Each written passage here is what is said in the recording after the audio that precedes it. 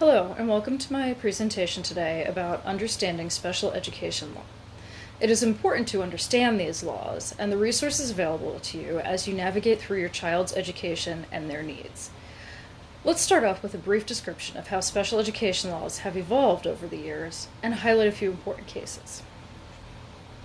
Before the 1970s, dating back all the way to 1890, hundreds of thousands of children were learning carpentry, metalwork, sewing, cooking, and drawing in supplemental training classes for those students that were considered at risk. There were other classes available and schools for students with disabilities, but they were often private and expensive, and there was nothing regulating what they were taught or how they were taught.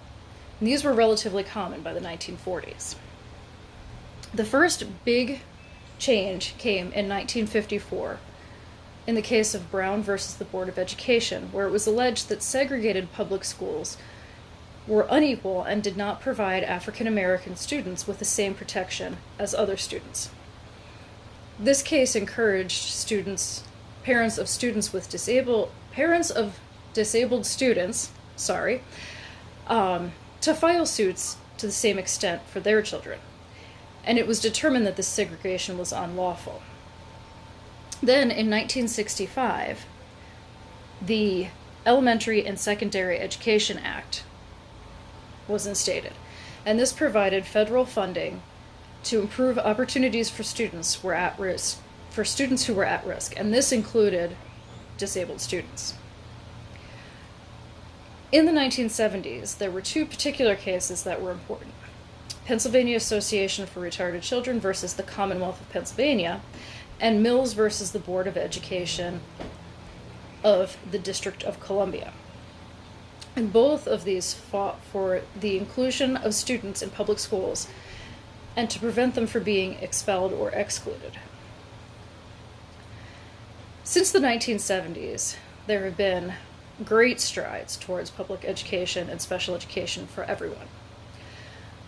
One of these was in 1975 with the Education for All Handicapped Children Act of 1975 that declared that all children with disabilities would have the right to education, and state and educational facilities would be held accountable for providing this education. This act eventually became known as the Individuals with Disabilities Education Improvement Act, or IDEA.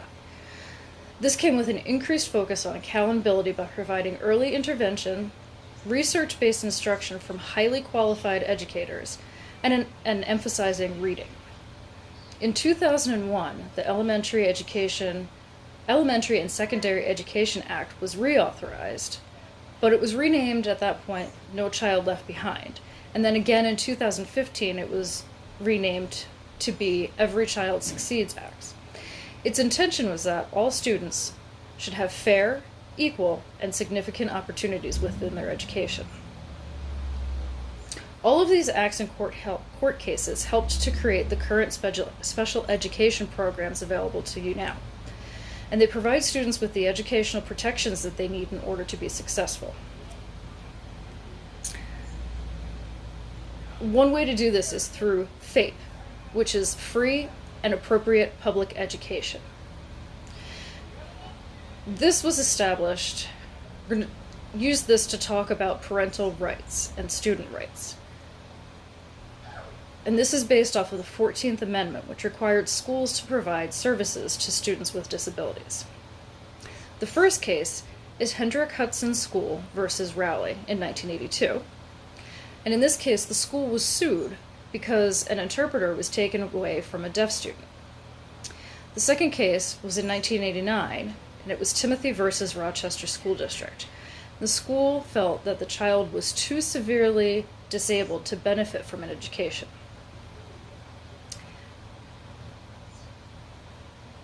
And this led to schools not having the ability to deny services regardless of the severity of the disability. So there's a lot of situations out there where parents and students need to know what their rights are so that they can ensure that they are receiving the education that they're entitled to. It's important for us to understand these laws and the rights also as a parent, so that you can advocate for your child and ensure that they are receiving their proper education. So I encourage you to search the internet, look up special education law, or follow the resources that are linked in the bottom of this video, and you can then view different laws for your area so that you know who to contact and how, in case you feel that your child is not receiving the benefits that they are entitled to. Thank you for listening, and I hope you learned a lot.